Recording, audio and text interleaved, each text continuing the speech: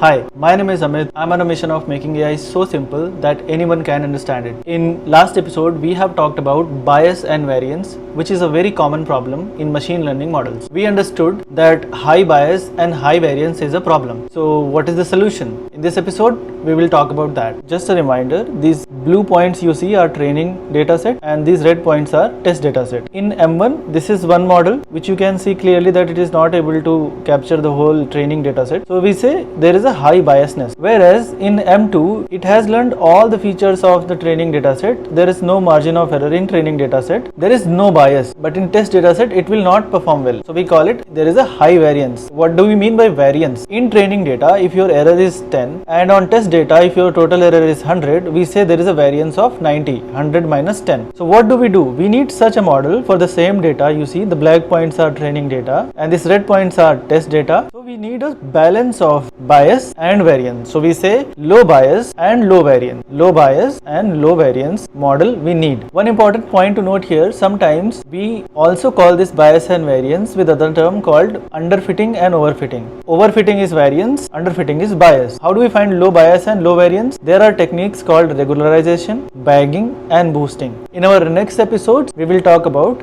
these three things. So stay tuned and follow for more such content.